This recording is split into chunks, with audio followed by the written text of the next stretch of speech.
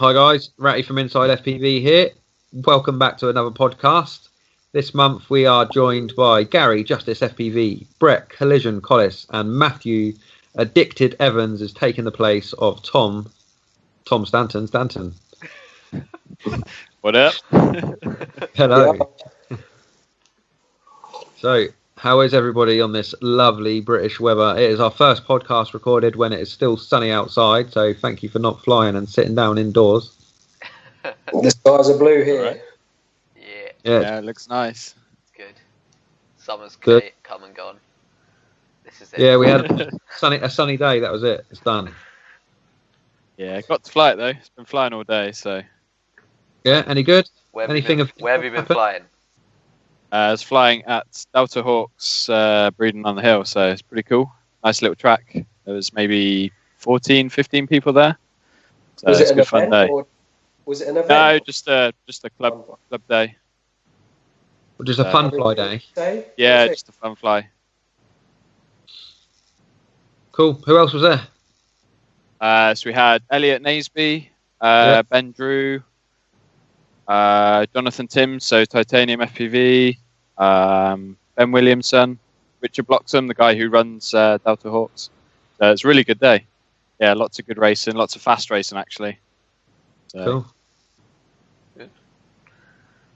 Those Cool. guys are apparently putting in a lot of work to change their track layouts and stuff. Was it? it was a really good track actually. It was nice and small. They actually got limited because the field was double booked. But the track they had was really good fun. So we had the big high gate, lots of corner turns, and being windy as well made it interesting. Have they got like a proper high gate now? Is it like built from Yeah. scaffolding or something? Yeah, Okay, that's good. yeah. It takes some abuse as well, Nice. which I found out. I killed Did an you arm. get it? Yeah, my last flight I killed an arm. So Oh, okay. Did they leave the track permanently set up there? no, they set it up every time. Wow. So Yeah, they've been developing a few things for their upcoming British Championship qualifying event. I know I've been speaking to Jonathan, and he's trying to develop some interesting track features for the event, and he's working hard behind the scenes. So it's good to see their equipment's growing. yeah, they've got some good ideas. John's track design is actually pretty good. I know he's been doing a few, and he's doing some for a few events as well. I'm not sure which events, but yeah, Did he design the one that you flew today? I believe so. Yes. Cool. Need lots Anything else? more good track designers. Yep. Yeah. The more the better. Yeah. What would you say is a key feature of track design? Just flow? The most important thing, if you could say one single most important thing of track design. Length. Planes? Length. No, length. If Oh, it's length. too long, then it's pointless. And if it's too short, then it's pointless too. Yeah, I I think think you can kind of make any track flow if you find your own line. it's always The going to most- be a bit personal preference as well. Something that has like a good. You don't want something that's too tight to the point where you can't overtake as well. You need to be able to actually race on it rather than just be like a time trial track, in my opinion. Yeah. That's always good to have. What are your thoughts? Because Matt, you probably got an answer to this. You guys might not have flown a track. A track that starts in point A, but finishes in point B. So you don't actually do continuous laps. So the track could be longer, but you don't actually go round and round. You could do it. I don't know. It's hard to say because that would just be a sprint then, pretty much. I mean, it could work, but I don't know. But aren't some of the DRL tracks like that? You don't actually do laps. You just take off, you fly around the whole course, and you crash into a net at the end. Well, the start and finish, they're generally right next to each other for the most Oh, part. okay. So you kind of come back on yourself anyway. Some of the events have even been more than one lap, so. All right. I think the problem with having So a track like that what's is the that you typical can length of a DRL track then? How what's That is a good question. I'm not actually sure, but they try and aim for around a minute for flying. for one lap? Yeah. Okay. about so 40 seconds to They're a real big minute. tracks then. Yeah, they're quite long. The quad's also a fair bit slower than a normal quad, though. Path Yeah, I guess weights, in terms of top I don't know, speed. 7 or 8 to 1. Yeah.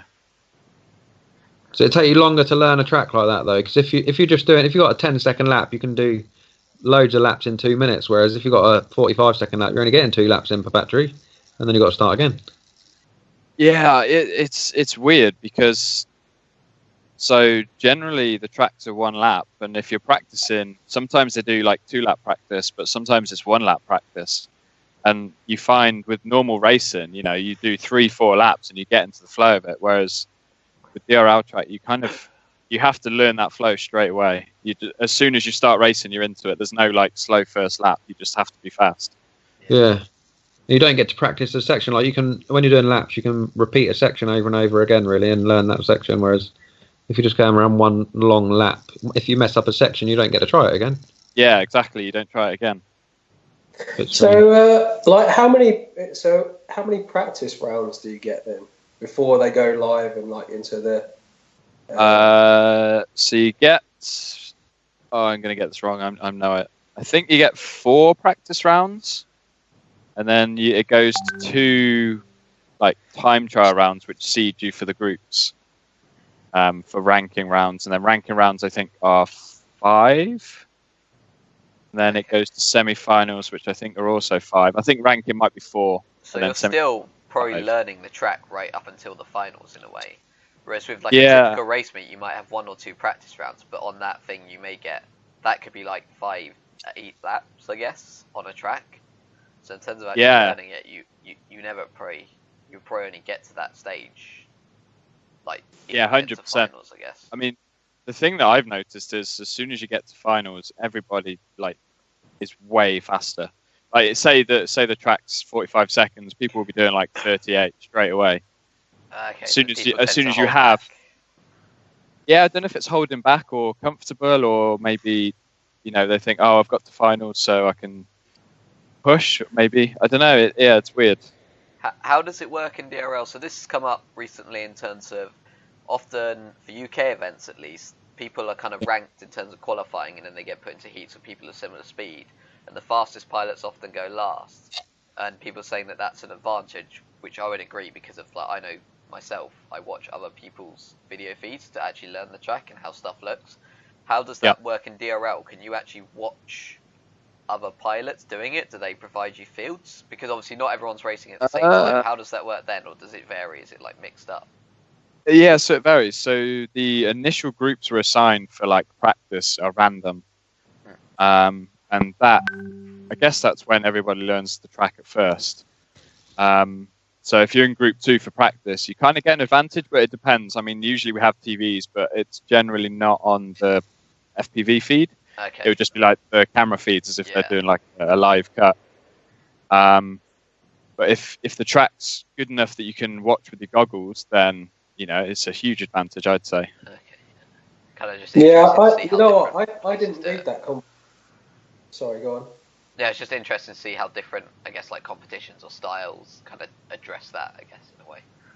Yeah, I didn't see that conversation wherever, I don't know who was having it, but it's really interesting because when I was at the last DCL event, Racing the Caves, I was in the first group and I hadn't been in, because like I say, we're always in the last group in the UK races, but that was one of the first times I've actually been in the first group, and it always felt like I was a lap behind, like a session behind everybody else, because they all seen me fly first of all. So it was really interesting that you'd bring that up because I really felt under pressure being the first group. Like it was over 2 days, and I was in the first group out every time. It feels really, I don't know, it just feels really weird. You got used to it, but I always had that feeling in the back of my head that I was like a lap behind, like a session behind everybody else. Yeah. Because I went. Yeah, I know 100% what you mean. I think maybe what they need to do for like the bigger competitions is you need to just maybe even just put in a room where you can't view anything. Yeah. Maybe it doesn't matter after the initial practice rounds. I don't know, but for first group, there's definitely extra pressure behind it. I guess it depends how many practice rounds you can do and stuff, because you could have it so it like randomizes within a practice round, but then the problem is you get people who've got that, and normally we're used to being right, so we wait however many heats there is, and that's when you go again. But you could go straight from being the last person in the first round to the first person in the next round as such.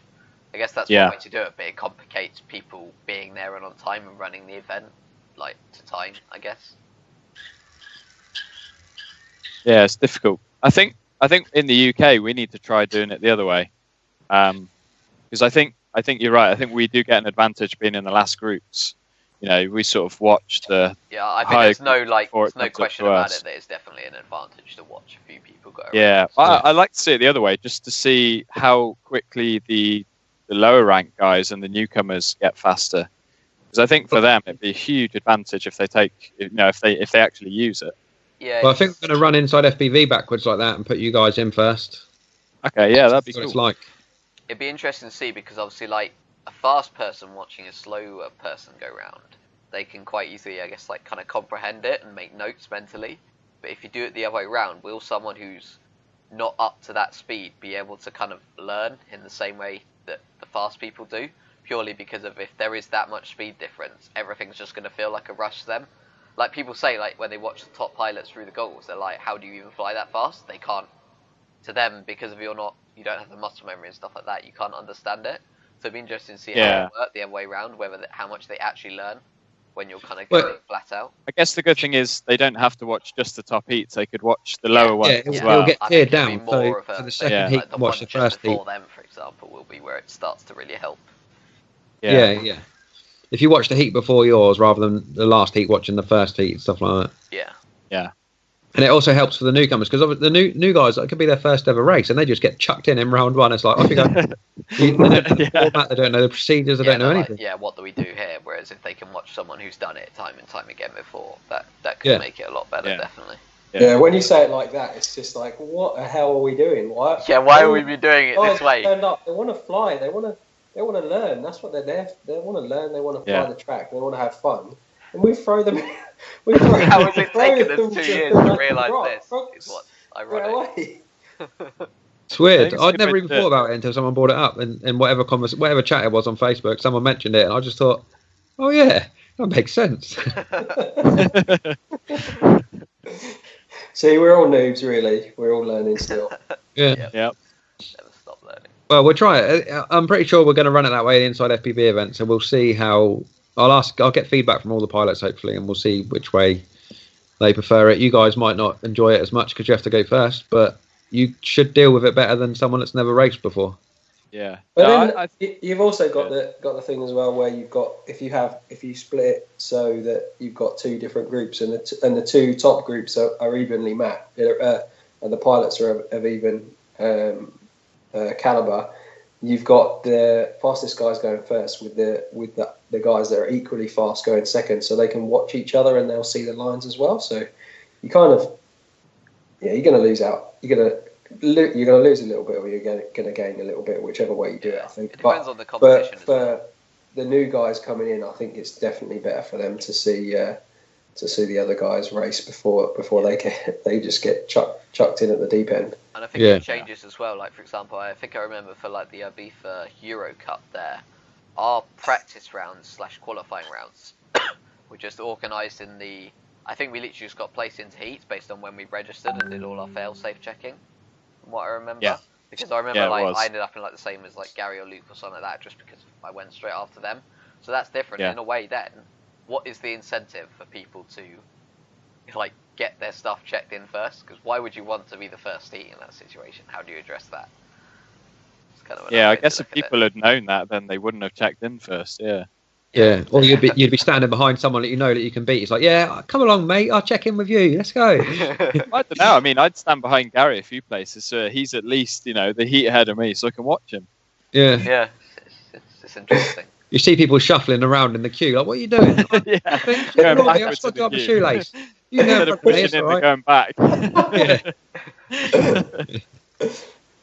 But yeah, we'll.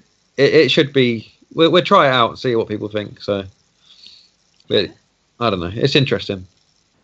Yeah. Anything else interesting been happening this month? Who should we start with? Gary, what have you been up to? Anything exciting? Anything planned coming? Man, it's been a long time since we did the last one. I I can only remember so far back. My memory goes. I'm getting a bit old now. So we just had the International Drone Day mini air show, which we were all at.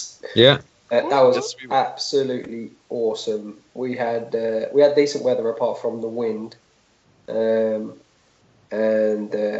we did pretty well. So yeah, it's team racing for anyone that doesn't know. It's a team of 4. You get 8 minutes to do as many laps as you can. Every pilot must fly at least once.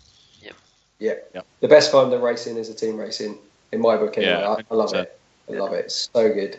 Like whenever I've probably done about four different team races now, and every time I've done it, I've come away with a massive high. Like whether you win or lose, it doesn't matter. It's just there's just something different about it. The pit stops and changing batteries and doing team racing with a good team is really fun, like rewarding. I think. Yeah.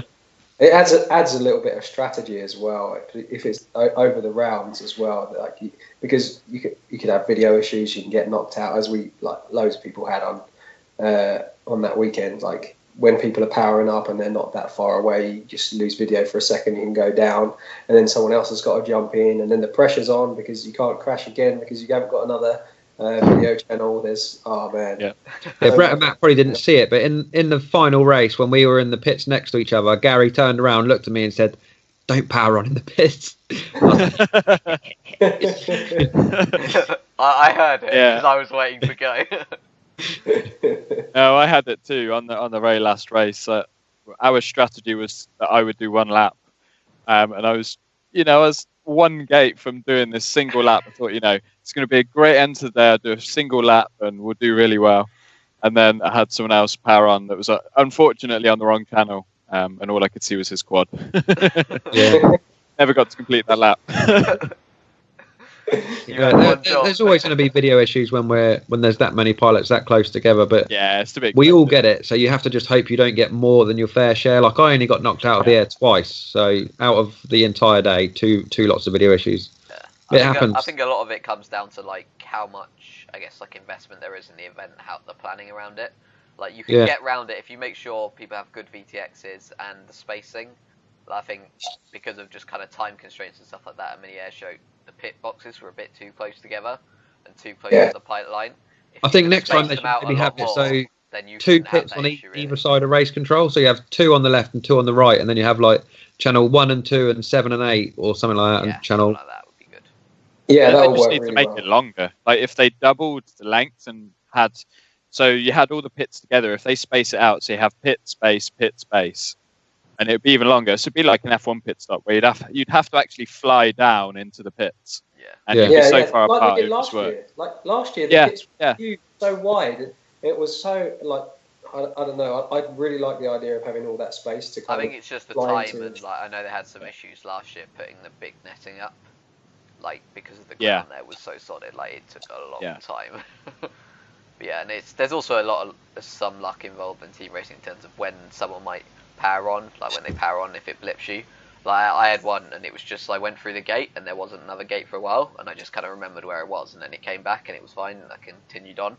But if you get it at just that wrong moment, then it can really screw up your race, I guess. But it's just kind of one of those things. It kind of over the whole event, kind of what goes around comes around. I think in a way, kind of it's just one of those things. Yeah, when you're stuck in one of the middle pits and you've got people turning on your left and your right, it's when you're at the end and you only have to worry about one. And it's a bit of a bit of a guess anyway, because people are going to come in and out, go in and out at different times anyway. So you never know. You just might be unlucky. You get people coming in from the left side and the right side at the same time, but that's not always going to happen. It's just you're either lucky or unlucky. Yeah. In that last final, actually, we were doing the strategy and I timed it because Warren obviously flew the first leg and he flew like a bat out of hell. And I waited for all of you to come in and pit, and then I made him do one more lap, and then I told him to come in and pit the lap after, just to make sure that we didn't clash with each other. And I was like, yeah, don't worry, we'll have video. Don't worry about fucking them lot over. So, but it worked out well. We came second. So, second in that race, third overall, which is good. So, my second year of coming third. And another thing as well, we got some guys coming down from Scotland as well, which was awesome. Yeah, people that is travelled a from trek so for far those to get guys. to it. It was really good to it's good. chat to people that you see them on Facebook, or you don't see them, but you chat to them on Facebook, or you just see them post on Facebook, and then they come that distance to get to a race. It's awesome to kind of meet them face to face and have a chat. Yeah, because that is pretty much the entire length. Well, it is the entire length of the country. Yeah. From Scotland to the south. They flew, right? Did they fly down? They flew to Heathrow, and I think okay. got the train to Brighton, and someone picked them up. Yeah, I watched their vlog. Yeah. Cool. So. I haven't seen it yet. Yeah, because I mean, people in the US are like, oh yeah, just fly to wherever, but in the UK, it's not a common thing, is it at all? Yeah, I can't say I'd ever fly anywhere to get in the UK unless it was maybe Scotland. I'd always just drive it, I think. Yeah.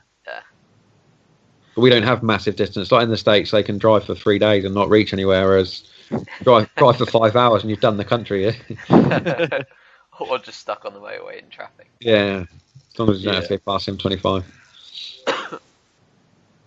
So, what else other than mini air shows happened this month? Do we have another iSeries? Did you go to iSeries? Have we had an iSeries this month? No. Gary didn't.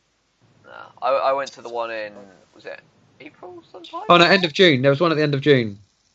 No, not June. We're not even in June. April's the month before Who's the May. one for getting stuff now again? April is the one before May. Yeah, one at the end of April there was. Yeah, that was good. It was good fun. Did you win that one? Yeah, Brett won. Brett's always just sly about that. Yeah, that was a good event. Where did you place, Brett? Where did you place? What's that thing behind you? But, that was a good event. The track was really good about that one as well. I really enjoyed the track on that one compared to the first one that we went to. Everyone was worried about that track. From the simulator preview, everyone thought it looked a bit dodgy, but then you all seemed to enjoy it on the day. Yeah, it was really good on the day actually. I felt like you could just finding that line, isn't it? But if you push too hard, it punished you in a way. I found that out once or twice. Sorry, Did you break some quads? Yeah, that happened. Well, I think that's the only 2 events we've had in the last month, is it not? Yeah, I think so. I think so. Could tell you, I'm glowing. The only ones that we've been to anyway. I think the Drinkwater one was this month. That month, wasn't it? Yeah. Oh, the Northerners are really kicking off. Yeah, in a good way. Yeah, they've got a ton of events. Yeah, they've run like Blackburn of drone racing events. Is it their website? I think. Yeah, DRE. Yeah, DRE. and whatnot. If you're in like the north of England. It was Hull. It was Hull, wasn't it? And there was a Hull FPV, event, yeah, by Lewis. Yeah, Lewis Botang. But yeah, there's a lot more compared to last year. There's a lot more events or properly run events being done in the north. Like, I think there's one in Liverpool. It's the next one, which is I can't remember the date off the top of my head, but I'm sure. I'll tell you the date. I'll just open the calendar. There's one on May the 21st is next week. Ben's first official one, Ladmass, Liverpool and District. That's another BFPVRA qualifying event. Championship qualifier, yeah. That's the first championship qualifier of the year, actually. Yep. So I'm glad that it's all kicking off up north, and they're getting some events in. Yep. Another one that we had last month. Say again. They've got more than down south at the moment. Yeah, I messaged a few people the other day saying the balance has been thrown in the wrong direction. I was like, there's a lot of events up north. We need some more down south. Are you going to organise an event this year? I'm trying. But another one that we did have last month, which you both... Did all 3 of you, I don't know if Gary went, was the Midlands Fun Day, the open day for the Midlands DRC. Oh, yeah, Gary didn't go. Me and Brett did, though. Yeah, that was alright. That was good. Yeah, it was good fun. Good day. Yeah. For their first event, I was really impressed, to be quite honest. Like, yeah. Obviously, they don't have really... the kind of lap timing systems yet, but the way they did it was basically like a spotter, and it was like first past the post as such. But they actually once they got the results from that, the way they sorted out, like they had like a spreadsheet or something that worked it all out. It was really, really good actually. Yeah, it was good fun. Yeah. Yeah, well, hopefully they'll put on a few other events. I'm pretty sure that they have got their first club day coming up soon, and now they're officially open. I'm pretty sure I saw something posted about that. Yeah, I'm sure they're running and planning more. That was good. Yeah. It was quite a good location as well, really, actually. Yeah. tracks there. Yeah. Cool. Yeah, Edward, the guy that runs it, seems to be a nice guy. I chatted with him quite a bit, obviously, because he wanted the event on the calendar. Helped him promote it and get some guys there on the day. So Yeah, it's good. good luck to them. Hopefully they do well. Yeah, we need more clubs like that, like them, Delta Hawks, just any club like that running small kind of races is really good, in my opinion. Yeah, The more the better. definitely. Eventually we'll have some everywhere that we can get to flying every weekend. You'll have a choice of where you want to fly for the weekend rather than just waiting for every event. Yeah, definitely. Yeah, that'd be cool. So anything else? What have you, Brett, I think you've been building a lot this month, haven't you, in anticipation for events that you've got coming up? Yeah, so I've been preparing for kind of Drone Champions League in Paris, so that we have to run Connex for the event, which is like the digital HD FPV system. So I'm still kind of trying to, it obviously doesn't fit in kind of the standard frames that most people tend to fly. So trying to build that using kind of the TSX 220 as my platform for that and trying to get that to my liking. Currently kind of struggling with, I guess, like the field of view it is because of traditional FPV cameras use 4x3. So it's kind of, as it is. And then, whereas the Connex is 16x9. So the field of view is fine, kind of left to right as such, but the vertical field of view is quite low. So experimenting with lenses to do that, and you also need to have, it needs to be an IR filtered lens, otherwise everything looks white. So like green grass will look white, which is very disconcerting. So finding the right lenses for that is being, I guess, a bit hard. But I found like a 1.8mm, I think it's off Banggood, that I had from ages ago, that has an IR filter on it that feels about right, I guess. I guess I still want more vertical field of view, but it'll be too wide, kind of horizontal. So kind of experimenting with that and trying that, seeing how that goes. I think we're all with the Connex and the 16:9 resolution. All the pilots are suffering for the sake of putting this sport on TV. There, I think that's what's happening to us. The pilots are suffering because the media wants to run everything through 16:9. But for us as pilots, 16:9's no good.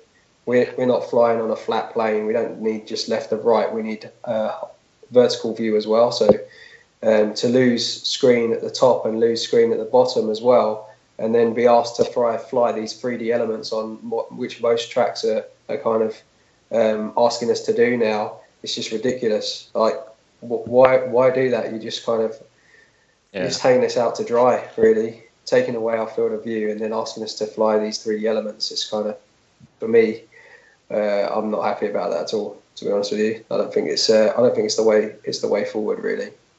Yeah, I think particularly with you, Gary, because you fly 4x3 anyway, but Brett's on Sky Zone, right? So yours are 16:9, but because they're 4x3 cameras, does it just squash the vertical? I think it stretches the horizontal. But like, I thought, that might make it easier for me, but it doesn't make it that's any probably easier. even Let's worse. put it that way. Yeah.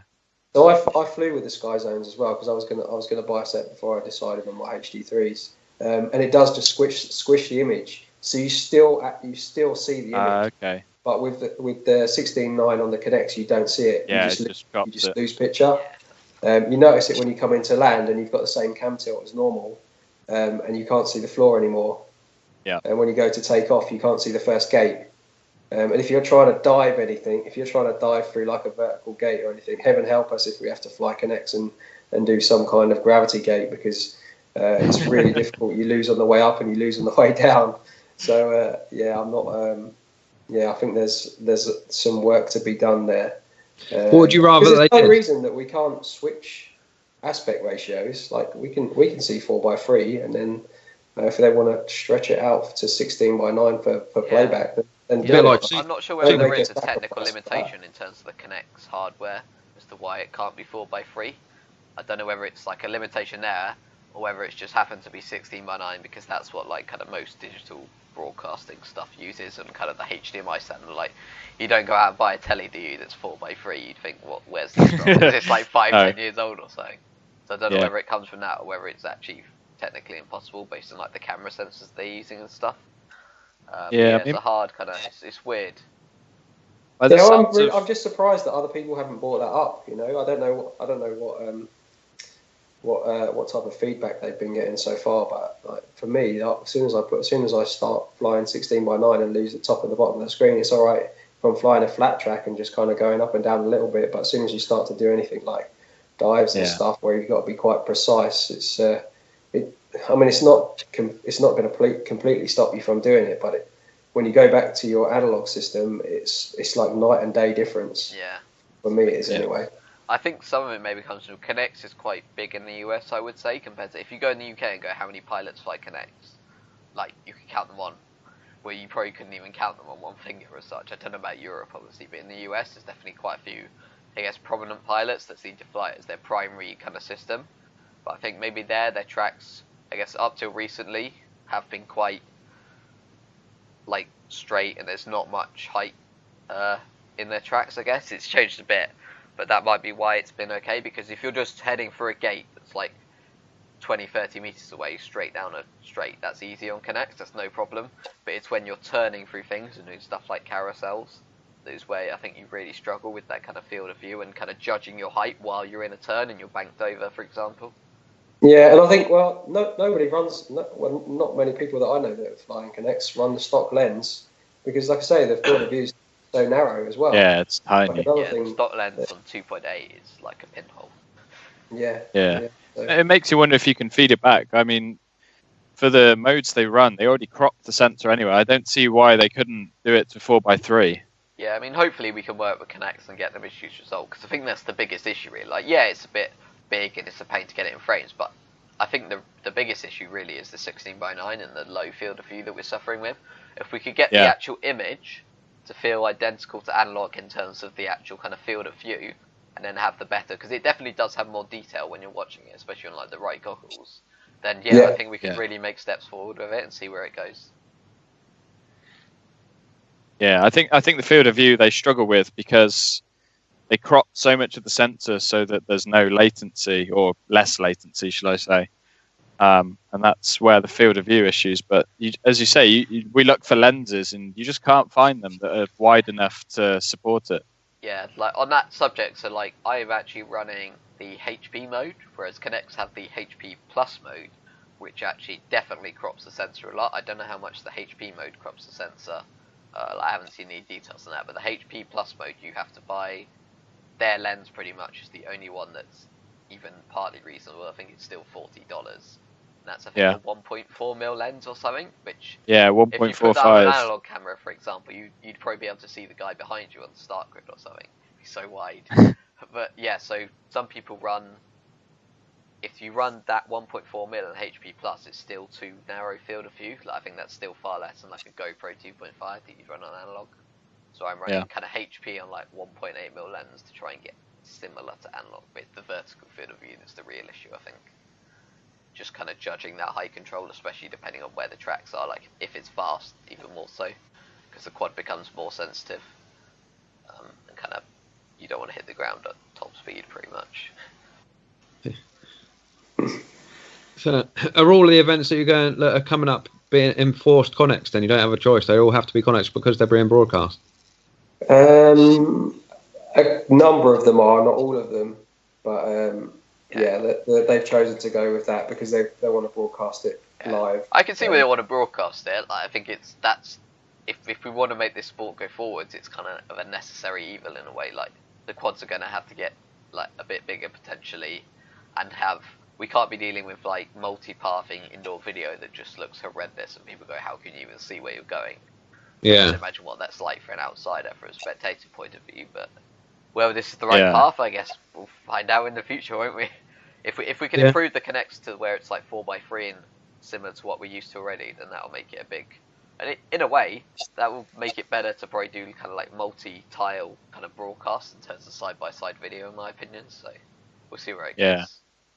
I'll tell you what is not the right direction is asking pilots to solder on 30 or 40 LEDs to their quads, because oh my god, you have to do, if you do like 2 or 3 of those quads, 30 or 40 LEDs each quad, it is a nightmare. I do not care what anybody says. It is the worst thing to do. Any race organisation asking me to solder on LEDs next year, I'm going to give them the middle finger. So I'm sick to death of it. I really hate it. I really do hate it. Sounds like you need your quads built for you, Gary. Well, the problem is, I'll send you all not the even parts. just building I'll send them. you all the parts, mate. I need them next week.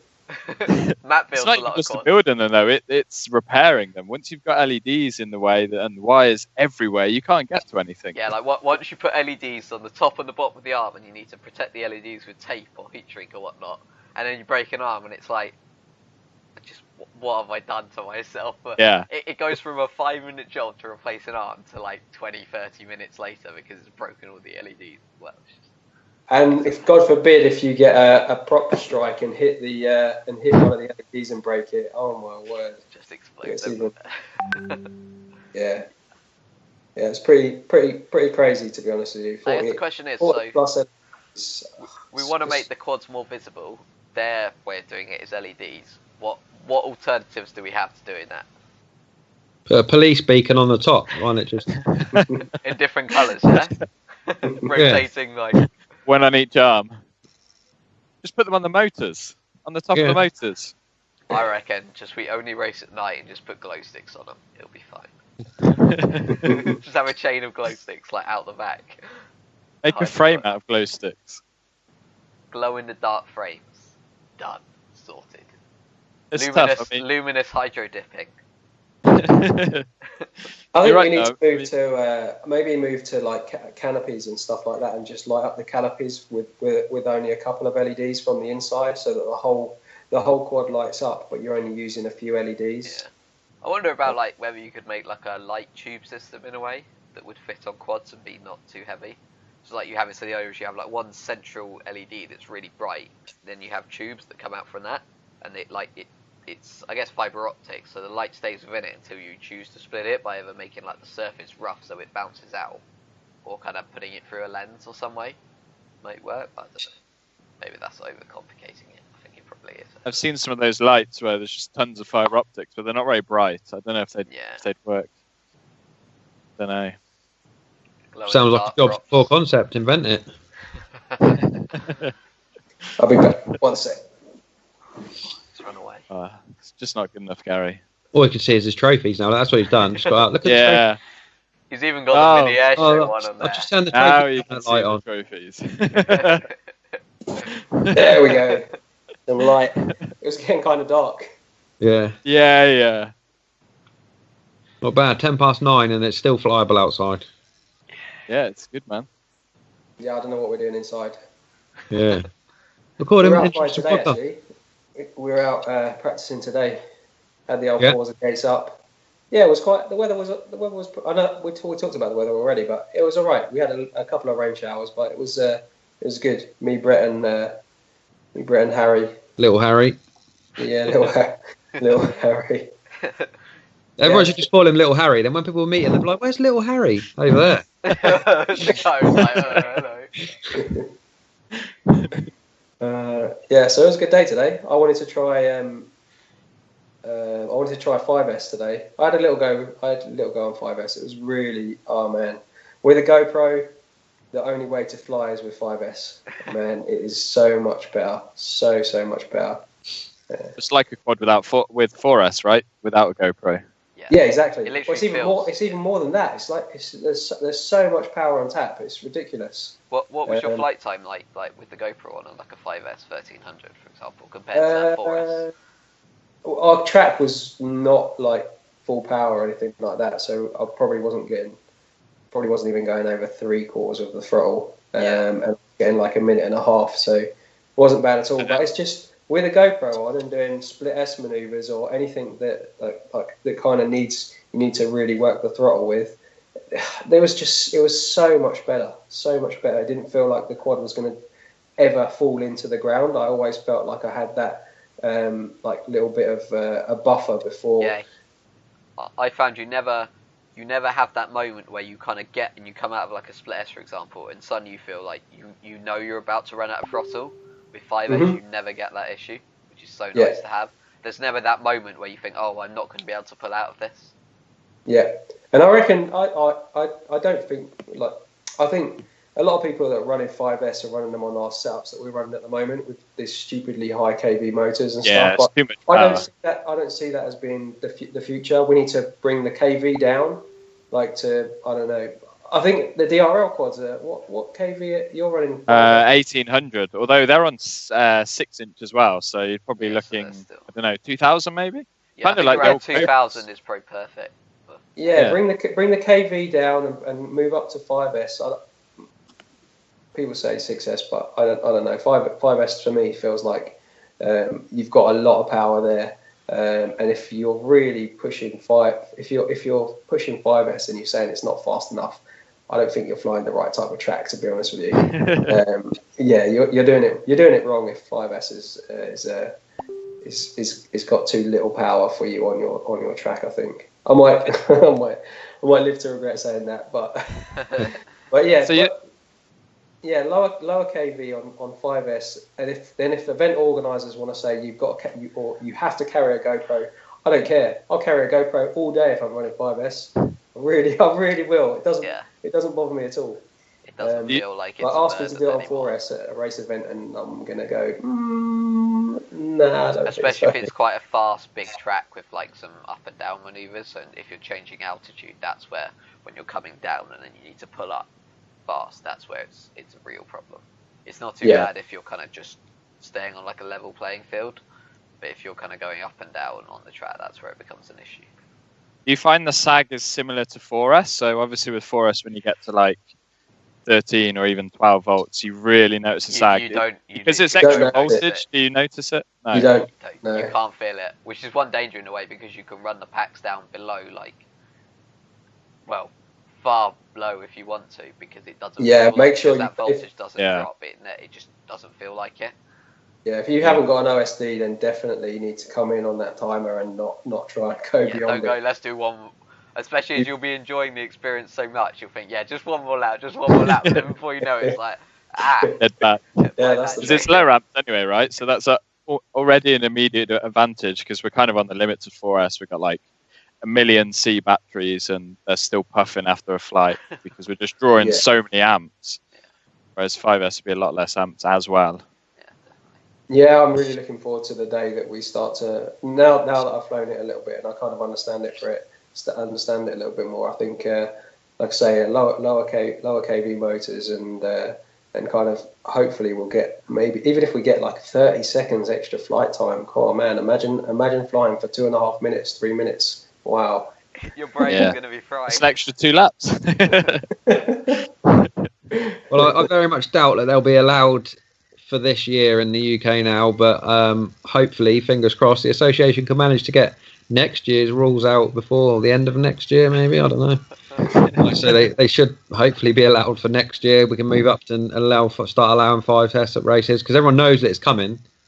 So we can't, if it's announced this year, then people can't complain. Let's allow it next year.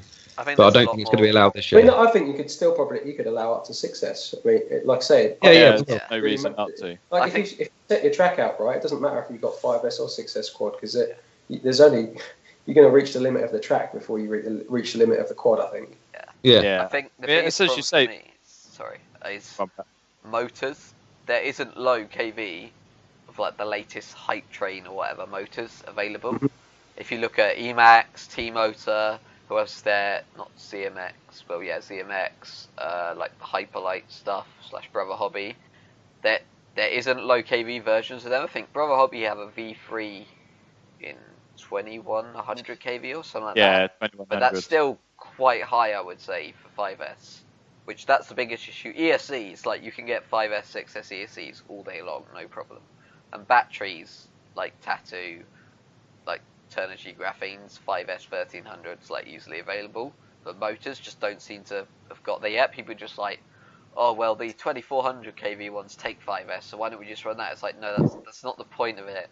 We're trying to get efficiency with the same or slightly more power, not ridiculous amounts of power, and just burn up the batteries, which is silly. But yeah, I don't know whether motor manufacturers haven't. I don't know. They haven't. Has anyone told them? That? Yeah, they must know. Well, yeah, we're we're trying to tell. Let's put it that way. Ask for some custom motors. You guys have got access to the manufacturers, haven't you? Just say, can we get some custom 2000 kV motors to try out and see what we think? Maybe that question's already been asked. Well, there you go then. I guess Are they that's the sending only them, or are worry they with going ignoring to higher voltage is that because we don't have those motors, people are just going to be building crazy setups. I mean, I guess it's like moving from 3S to 4S. When we started like a year or two ago, everyone was, oh, you must run 3S, 4S is too fast. But nowadays, starters just come on 4S straight away. And I think it's going to take probably a few months, maybe even 6 months to a year for people on 5S to not build stupid setups that won't, because they won't get around the track. Yeah. They'll either be too fast or they won't make the time limit. Yeah, I think time limit's the main issue because the motors and the ESCs can handle it, but the batteries can't at the end of the day. Yeah. I think what you'll see is probably people flying on those type of setups, and what they'll do is they'll go really fast in a straight line. They'll go through a gate, then they'll swing out massively, and then go really fast in a straight line back the other way. We already see that on 4S. And then the guys that are running 4S that are taking the smart lines will still beat them. So yeah, really. And what's bad as well is if you go really fast through a gate and then go really wide in the next corner, that extra however many meters you travelled or time that you spent on the throttle just to turn in for that corner because you had too much speed, is just going to waste even more battery than you wasted on the straight. Like that's where, like kind of tracks that are just kind of fast in a straight line with smooth turns aren't that bad on batteries at the end of the day. It's when you've got long sweeping turns and you're always on the throttle just to get the grip that you want. That's where you really punish the batteries because they never get a break. Basically, you're constantly on them, and that's kind of where you got to be there. Yeah. Well, next year we'll find out. It's not going to happen this year. Yeah, I don't know what MultiGP rules are in the US for that. I think they're still 4S as well. They're strict 4S. They don't even allow HV, which probably isn't a good thing. I mean, we've seen HV's been and gone, hasn't it? It was kind of that hype didn't last. That was an expensive hype train to try and jump on. Is all I'm going to say. And it didn't really make any difference, to be honest with you. I don't think it really made much of a difference. The Sours just cycled a lot worse. Like, you'd get 10 good cycles out of a pack and then it's useless. Yeah, they did die off real quickly. Cool. Well, all right. Well, out of all of the questions, we all posted on Instagram asking for questions. I've picked the top 2 questions out of all the responses we've had. It's taken me all day today to sift through them. I've picked the top 2 of my favourite questions. Question number 1 is mainly directed towards Matt. What can you tell us about DRL and what is upcoming? Because I know a lot of the people watching this from the UK are going to be looking forward to seeing DRL live in action at Alexandra Palace next month. What can you tell us? Any inside information you are allowed to release? So there's stuff I can tell you that's kind of known already, but people probably won't know. So obviously, Alexandra Palace is the final, right? So for the whole season, there's 16 pilots. We all do 3 races out of 4. And based on that, the top 12 then go through to Munich in Germany.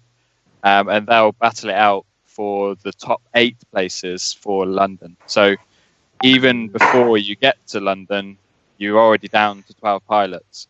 It's going to be interesting to see who makes it. Obviously, I can't tell you if I have or anyone else has, or so it's one of those. But it's going to be some pretty good racing. Yeah. Yeah, I'm looking forward to going to that. It should be good fun. Yeah. We've all got tickets. Gary, you're coming, right? Yeah, definitely going to be there. I hope so. I bought like 1 million tickets. If anyone wants to buy tickets, I might have some for sale. That way. Yeah. Brett's going to be outside, tickets out and on the door. I'm giving up the night train tickets. Like. Yeah, I mean, having inside knowledge and having flown and been to the track so far already this year, compared to last year, they're crazy. So I think for the finals, they're going to be going all out. So whoever's racing, I can't say if I am or not. Maybe I am. You don't know. I heard Warren Jones the racing's going to be sick. That was the follow-up question. What's it like to be beaten by Warren every week? So for those who still believe Warren, he's not in DRL. Just to clear it up. Wait, guys, I can hear a train crash in the distance. Yeah, It's been like a month-long trial. The thing is, people are actually believing it now, and it's like, I feel bad because I don't want it to get to a point where DRL are like, this guy is kind of pretending to be in DRL and people are believing him. We're going to have to put a stop to that. But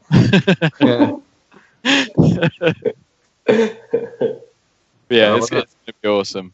It's going to be really well, good. I'm looking forward to the event. I'm glad that we managed to all get to go, to be honest, because when it first got announced, everyone's like, "Oh, we've got an event in the UK. Can we go? Can we go?" And no one thought we'd actually be able to go and watch it. Yeah, it's good that they're actually opening it up to like the general public as such. Yeah. I wonder what the ratio would be of people who aren't actually like quad pilots and stuff. There, I don't think it's going to be many.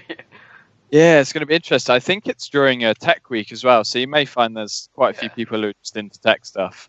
But we may get a load more newcomers to drone racing, which would be really cool. Yeah, hopefully if it gets some good publicity, that'll be good. Yeah. Yeah, well, there's definitely going to be media there. Looking forward to seeing some really close racing as well, because you guys will fly in the same spec, man. I reckon it's going to be super, super close this season as well, where literally you'll have two people hitting the gate at the same time. I really want to see like people going prop to prop and really it happen. And I really hope it is like that this season. I really do. I'm sure it will be. I mean, I can't say any results, but yeah, it's been epic. The quads are just amazing this year. I mean, yeah, they're fast. They're not as fast as normal quads, but they're fast. Yeah. So from like a previous track that you've been, do they have spectators at every single event? So they haven't at all of them. I guess they've been kind of gearing up towards Ali Pali. Yeah. Had some at the more recent ones, and I think they plan to in some of the future ones. So yeah, they're just kind of. Go on, carry on. I was just going to say they're kind of building up for Alexandra Palace, I guess. So it should be quite a show. Like we're not just going to. It's not like when you're spectating at a normal event where we're just sat around chatting for most of the time. Then you watch a 2-minute race, and then you sat around chatting for another hour. Like there should be a show. Yeah, the changeover should be fast. I'm sure they'll have stuff going on, so they might have people doing talks and information about the quad and that kind of thing. Certainly, when I've been there's TVs everywhere, and you get to, some of the TVs you'll be watching some stuff, so you might see, I don't know, bits of racing like flashbacks and kind of thing, and then during the racing you'll have all the different cuts of the cameras and the FPV feeds and everything. So everything draws in, and they do it as if it's live every single time, pretty much. So it's cool. And I suppose you don't know what the actual track's going to be like, so you don't know where we're going to be positioned seating. So it could be we can see the whole track, or it could be a bit like Formula One where you sit there and wait, and then suddenly 3 quads go boom, boom, boom, and then you don't see anything. Yeah. So I was trying to work this out. I think Alexandra Palace is quite it's an old building for a start, and it's quite big. So I'd imagine it could be in one room. I don't know. So they don't tend to tell us the tracks beforehand. Maybe we get a pilot pack sometimes with like a brief overview, but until you're there, you can't really tell. Alexandra Palace is a big place. Like from back in the day when they used to hold many of a rave there. It's a big place. It's a big place. They had a whole when I used to go there. They had a whole fairground in there, like had fairground rides and everything in there. It's a massive space. It should be really, really good. Knowing what DRL do, hopefully it's going to be pretty spectacular. Yeah, I was going to ask you as well. When you're racing, you fly a different quad every single race. So even if you don't crash your quad, you fly a different quad the next race? I'm not sure. I guess it depends. I think in practice, as long as you don't beat the hell of it when you land, then you're okay. I mean, for practice, we don't tend to fly into the finish. So, I mean, that can cause damage in itself. Okay. So if you've flown I'd assume it's a new quad every time. They won't fly it again. I wouldn't have thought so, no. No. I just wondered because, I don't know, I build exactly the same quad. Like if I build 3 of exactly the same quad, exactly the same tune on them, they all fly different. They all fly a little different. So I'm thinking, if you've got a quad and you're really happy with it, and it flies really well, and then you go into the crash gate, and then next round you get another quad, is it the same or is it not the same? Like, Yeah, I I mean, it does vary. We all know HS 1177s. None of them look the same. None of them have the same sensor angle or anything. So it's like, that for me, I would be pretty frustrated if I'm flying a decent quad and I'm like, it's flying really well, and then you crash go into the into next round and you've got this other quad and it's like, oh my god, this thing's a dog. It's like supposed to be the same thing, but I mean, so that are they all I guess they similar? do vary slightly. As you say, HS1177s even vary a bit. For the most part, it's generally the same. So they're all set to the same camera settings at least. So there's a good chance they're similar. But yeah, I mean, even batteries really. I mean, they vary a lot, and maybe you can get a battery where it's not got as much punch as the other one. Yeah, it does vary still a little bit. But to be fair, I mean, so I'm similar to you. I built identical quads. I had 4 identical for Hawaii, and actually they flew completely different to each other, all of them. Mm-hmm. It's hard to get everything exactly the same. But the DRL quads, it's actually pretty damn good. I don't know how, because my builds were literally identical. So yeah, there's some variations, but you just kind of deal with it, really. Yeah. So when you go-karting, you always say to them, give me the fastest go-kart. And they're like, nah, they're all the same. But look, you get one that's like, that was faster than the other one. And then when someone heavier than you just blast past on the straight and it's like, well, that's not the same, is it? Yeah. Yeah. They're never identical, even no matter if you build them the same. Yeah. Right, well, we've been running for nearly an hour, so I guess we should wrap up the last question, which is from our good friend Adam over at the Quad Club League drone zone in Popham. If you're close to Popham in the south of England, pop in and see him. He asks us, I feel the British racing structure is a little all over the place. It mainly consists of one-off races. How do you guys feel about this, and what would you change if you could? Who wants to start? I'll start if you want. Yeah, Right. you start. You Right then. have a good overview. I'll preface this if you want. Go on, then. Remember, we have only been doing this for just over a year. Yeah. And look how far we've come. When was the first proper UK race? Was it like July August or 2015? August 2015. Yeah. I came third, if anyone's interested. It feels like longer than that. After a jump start. Yeah, it does. It feels like we've been doing it for years. Like, it honestly feels like we've been racing for such a long time. Yeah. And it's not even 2 years. Yeah.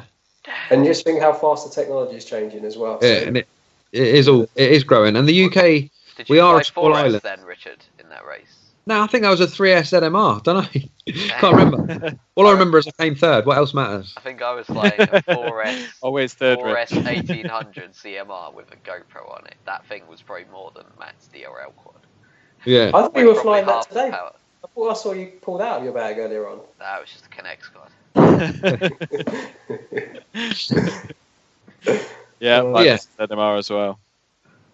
Yeah, they're good. They were great starter quads. I still recommend them to people. They're pretty good because they're quite solid and their parts are readily available. So they're easy to build.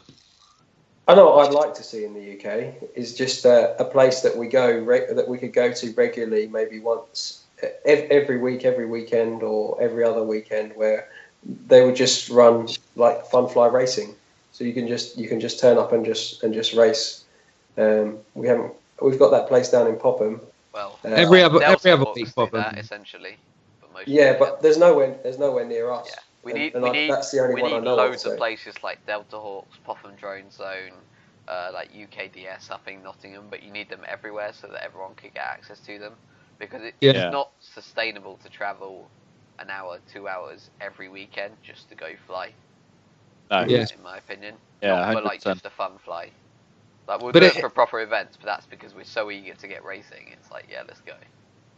Yeah, but more and more are popping up, and it is growing. Like another guy on Facebook posted yesterday or the day before that he owns a farm of 300 acres or whatever, and he wants to start hosting races. And who could he contact? So I pointed him Was at that the guy in Devon or something?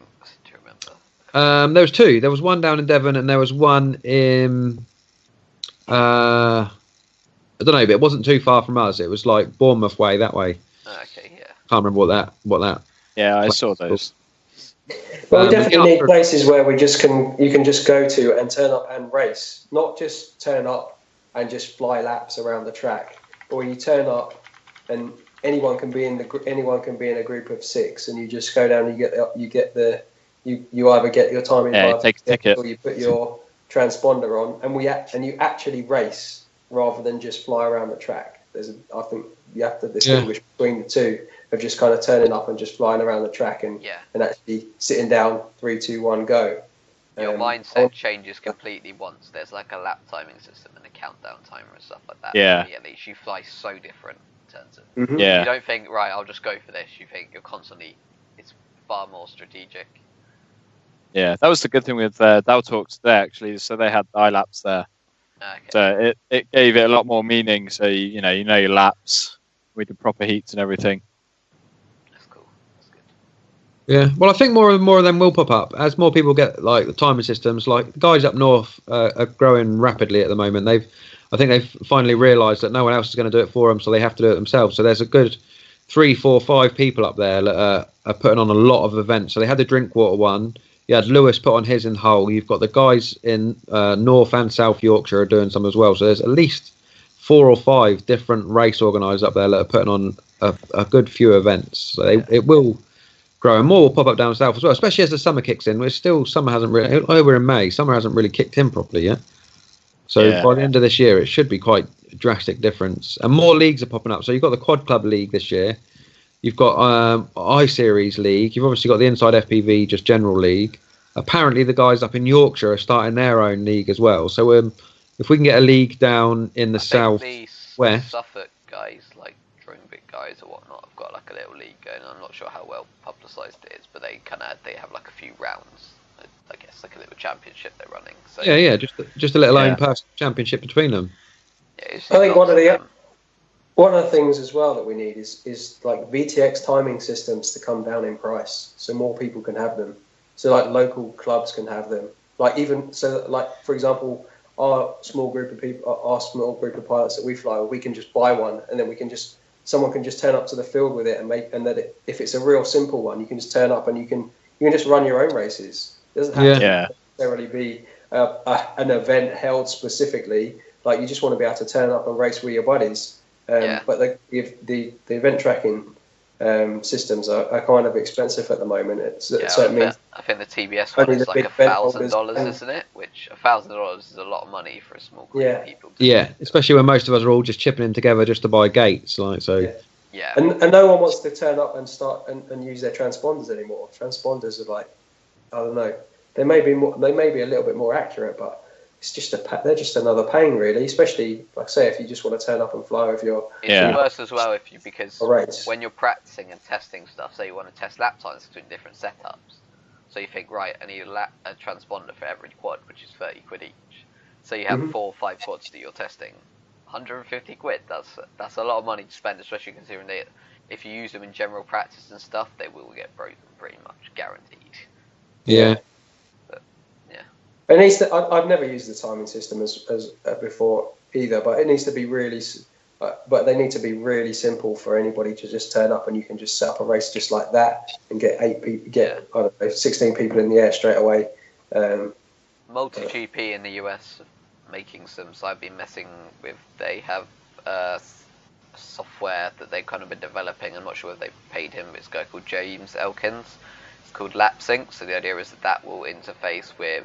So like the TBS race tracker, for example, or iLaps, or I think it also works with like the Airbird timing system. Something basically integrates with a load of different timing systems, and from there you have like the MultiGP chapter system or whatnot. You have people who join that. You can start an event, people sign up, and then all you do is you import all the pilots, and then the idea is that it runs the race. And I haven't actually tested it for like the whole thing, but you can literally go in within the software, view an event. See all the pilots, drag them into the heats that you want them in to be. I haven't really got much further than that, but kind of hopefully we'll kind of experiment more with that. And if it's literally that simple, it's just a case of someone turns up to the field and just goes, yeah, put that person in that heat, and it does all the frequencies, and you just click run, and it has like a timer and does the whole day for you, then that will be really good and kind of allow people to kind of really go. If it makes organising the race a lot easier, a lot less daunting to some people, because At the moment, you kind of need to be shown how to run the race and shown how to work it all. And if it's a lot easier and just simple, Yeah, it's very like what we've been using in the UK. So like Eric, Ben, for example, and Adam, like laps 3 or whatnot. That system is like archaic. Like as in, I'm surprised it even runs on modern computers because that's from like radio control car days, like 10, 15 years ago or something. I think that software is, and it's just not suited for what we're doing really. At the end of the day, it's such like a hack in a way, and it makes like it's just such a pain. It seems. Yeah, well, MultiGP ties in as well because that's another conversation that's been brought up lately. I started talking to you guys about it over the last couple of weeks, and then funnily enough, Adam Gooch mentioned it the other day, asking why haven't we got MultiGP in the UK? And I see the pros behind it, but I also see a few cons behind it. But I think it could be a good thing for the UK. But we don't kind of need it, but we do kind of need it. If you know what I mean, I don't know if that makes sense, but yeah. Yeah, we want some of the integration that it allows, but then there's some other stuff that is a bit like, do we want that? Yeah. But we might not, because it's obviously designed for the Americans, and we don't have as many people as in America. So it's quite simple. We're only a small island, and to maintain the tiers in the chapters, for tier 3, you have to hold 10 events a year, and they can be fun flies, but there's only a few clubs in the whole of the UK that could maintain just tier 3. Is tier 3 the top tier or the bottom? No, tier 3 is the bottom tier. Yeah. To maintain tier 1, you have to hold it's like 12 or 16 events a year, and at least 10 of them have to be official races. They can't even be fun flies. Something along the lines of that. Like. And if you look at how much work goes to an official race, it's crazy. 10 events a year is not that hard. Not really. Not depending on how many pilots you've got. It is for the people organising it, though.